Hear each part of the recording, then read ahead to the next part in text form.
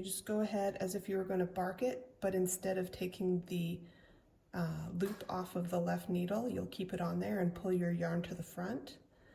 Then you'll insert your right needle from the back to the front and do a burp stitch, and then pull the yarn from the front to the back, insert the needle from the front to the back, and do your bark stitch.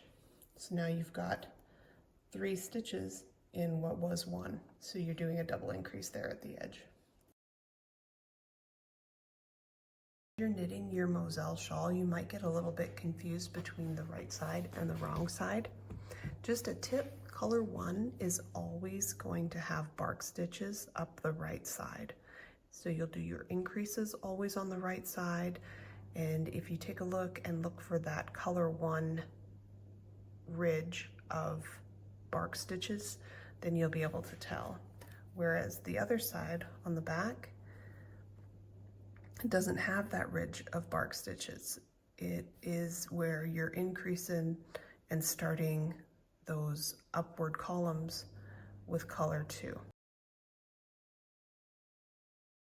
You might get to a stitch and see, hey, wait a minute, this is supposed to be a bark, but I've only seen 1 stitch here.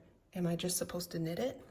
No, the pattern has specific places, and it would say that this was a knit stitch if it was. So what I want you to do is look to the back and see, oh look, here's that yarn over. It's just fallen off somehow. You can put it right back on and then just go ahead and bark that stitch, and then you can continue. Every time we are finishing color 1, we immediately go back to the start again and pick up with color 2. And so here we've got color 2, and you might be thinking, well, how do you do this slip yarn over right at the edge like this? How does that work?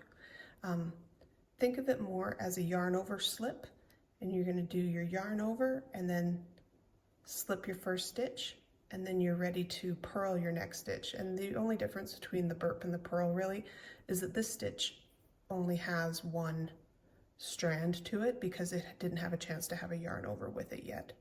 And there's a few of those marked in the pattern so that you can see when that happens. And then you can do your next slip and burp. Slip, yarn over, burp. There are a few places where you have to do a slip yarn over 2 times in a row. So this is an example. When I went through with the color 1, I barked this stitch, and then I immediately burped the next stitch. So when I come to these 2 stitches, they both need a yarn over, and I'm going to show you how I do that. I always do my yarn overs from the front to the back, so I'm just going to do my regular slip yarn over on this bark stitch. So now my yarn, I'm holding it at the back, and I'm going to slip my marker over, and because I need another yarn over right away, I've got to pull that yarn so that it's in front of this left needle, so that when I go to slip the next stitch, it goes from the front to the back again.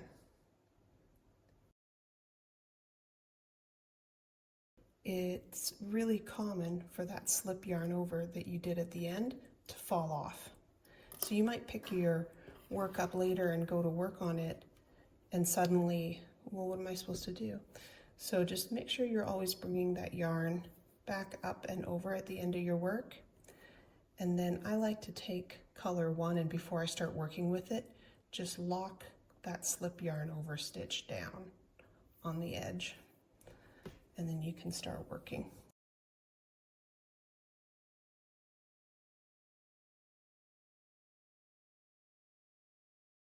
So when you're going to cast off,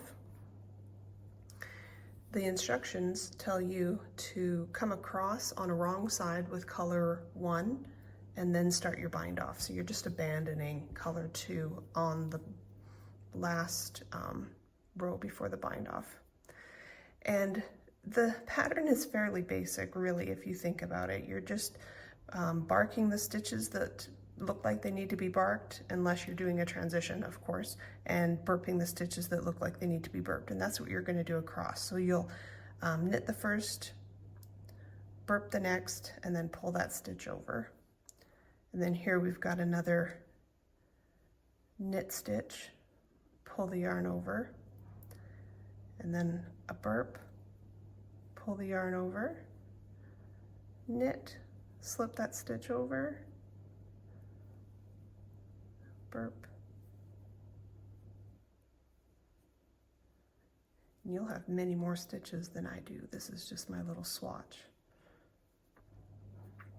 But you should get a nice edge on the front, and then it should look very nice and neat on the back also. If you prefer to do it a different way, that's fine. You can knit all the way across and bind off using only knit stitches, but by alternating and knitting the stitches that look like a knit and purling the stitches that look like a purl, you'll get a much nicer and neater result. And then as you come to any markers, you just remove those and keep on going.